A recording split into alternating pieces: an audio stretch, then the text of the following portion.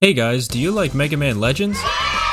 Of course you do. As I've mentioned in one of my previous videos, the Misadventures of Tron Bonne was top quality beefsteaks and surprisingly enjoyable for a spin-off title. It was released about 9 months before Legends 2, and so all versions of the game came bundled with a demo disc for it. Looking back, game demos are something I really miss. I used to play a lot of the demo discs from PlayStation Underground when I was a kid, and it was a really fun way to introduce players to new games that they might not otherwise have known about. I think a good demo is something that should give you an overview of what to expect from a game and make you excited to throw your money at the full release. And in this regard, the US demo of Mega Man Legends 2 kinda sucked. This demo disc offers 3 levels that just throw you into a boss battle with little to no dialogue or context. There's not even a simple tutorial or one of these awful things. You just push the X button, the boss appears, you beat the boss, and then it cuts to an ad for the game, and that's it. Welcome to Dark Souls, press start!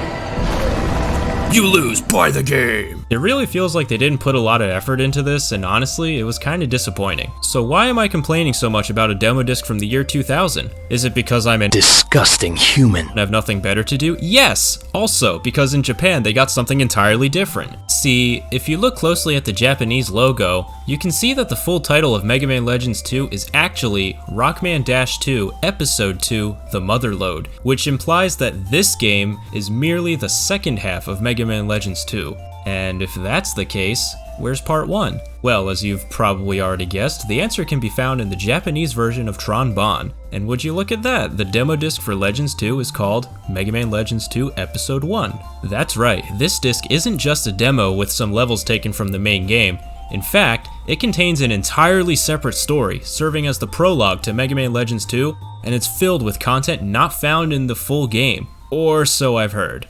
So with all that out of the way, let's check out what Mega Man Legends 2 Episode 1 has to offer. We might not ever get the sequel, but at least we got the prequel to the first sequel. The game is broken into 4 chapters, the first of which sets you in this little section of a town not seen in the final game.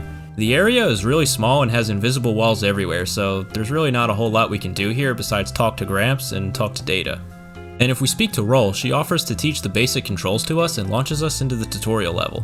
The game dumps us into a labyrinth and Roll teaches all of the controls to us. Moving, jumping, shooting, locking onto enemies, everything. It's nothing super crazy, but it is nice that this version of the demo actually has some kind of a tutorial behind it, and making it all interactive is a nice way to do it. Not to mention, it was fun to toss the serve bots around, and you can also get the homing missile from a treasure chest, which I thought was pretty interesting. There might not be a whole lot here, but I do like what they're doing with it. Level 2 has us starting off in Calbania, and the map is exactly the same as it is in the full release. Only this time, Shu comes in and tells us that all 4 of her pigs ran away and she asks us to go catch them for her. When we head out into the field, there are a bunch of enemies around that we have to deal with, and after killing them, we can focus on the pigs, which will run crazy fast if they see you, so you have to sneak up on them and catch them from behind. And after we bring all 4 of them back to her, she's super happy and asks us if there's anything she can do to repay us. The game gives us 2 dialogue choices, which is a mechanic I don't remember seeing in Legends 2, and if we choose to ask for a kiss, this happens.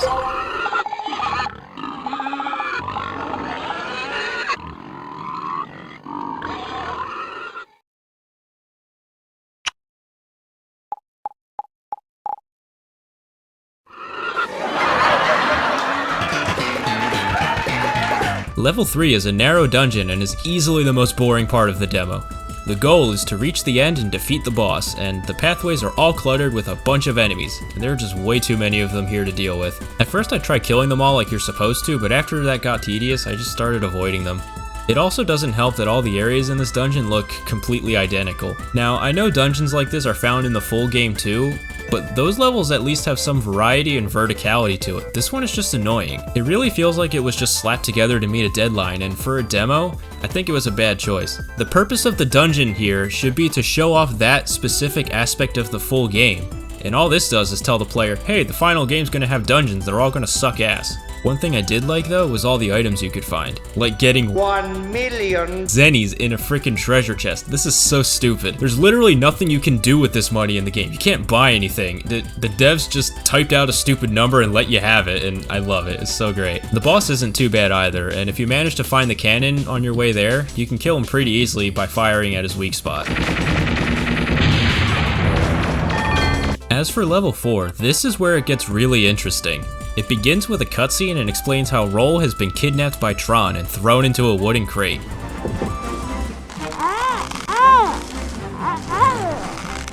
子分たちから鍵を奪って先に進もう。急いでロールを助けないと大変なことになるかもしれないぞ。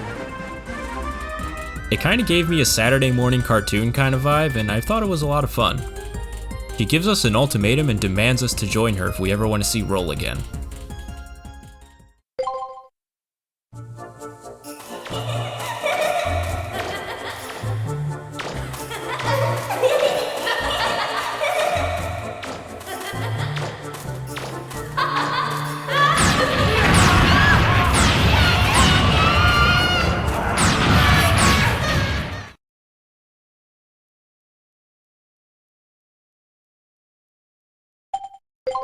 So even if you do agree to help her, the game just takes control and chooses the no option for you anyway. She then gets mad and tells the serve bots not to allow us to pass.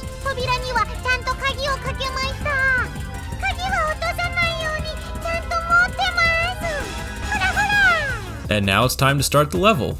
It's broken into several areas guarded by a bunch of enemies, and we have to take them down until we can find the key and move on. The next area has landmines scattered around, and we have to shoot down a bunch of airships like that level in Legends 1 I didn't like. I always thought these enemies were annoying. You can't really shoot them without locking onto them, and even then they move so fast that you sometimes can't hit them, even with the homing missiles. So you have to wait for them to either be super close to you or moving towards you, and when you add a ton of these enemies all at once, it gets pretty hectic. After finishing them off, we head on over to another area and we find the next key. After that, we are intercepted by Tron and she attacks us, throws enemies at us, and even tosses a bunch of boulders to prevent us from moving forward. This section was actually kind of tricky, and I failed miserably at the boulder section. She then gets desperate and crashes into a bridge to try and stop us, and we just jump over her, and then she falls into the river. This is a great idea. And just when we're finally close to saving Roll, Tron appears again and we have to fight her. This boss battle is actually the same as in the full game, and like most bosses in the Legend series, it's not super difficult.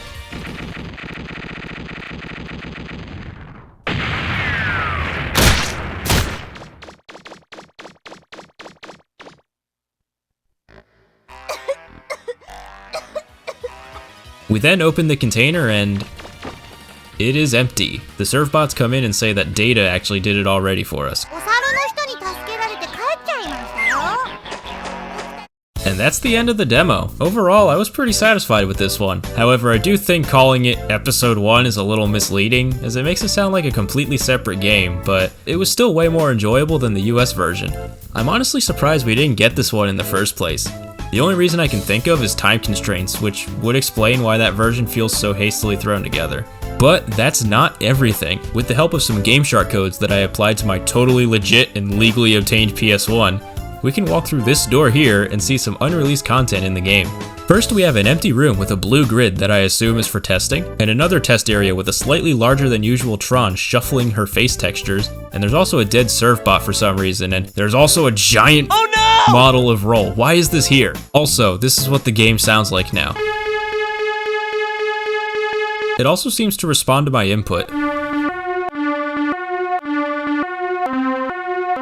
There's also an early version of Yoseonke City. I don't know, man. It has a bunch of untextured objects and buildings, but the layout is the same as it is in the final release. And then there's what I think is the most interesting area. Have you ever looked at the back of the Mega Man Legends 2 box art and wondered what this city is? Well, it actually doesn't even appear in the game. Supposedly, it's an early version of Ruminoa City and was cut from the final release, meaning that this demo is the only known way to access it. It's a very small section of a town and the doors won't take you anywhere except for this one that made me get stuck and have to restart. There's also a bunch of NPCs with interesting dialogue like, "Did you expect me to say something here?" And "I really wanted to have something witty to say, but I haven't been able to come up with anything. Sorry." Overall, this demo has a lot of really neat stuff in it that never made it to the full release, and I really enjoyed checking it out with you guys. It's pretty crazy to me that even after all these years, there are still new things being found in these games. I hope you guys enjoyed watching, and if you did, please subscribe to my channel, leave a like and comment, and if you didn't enjoy it, you can still do all those things too. Thanks again, and I'll see you in the next video. Have a good one.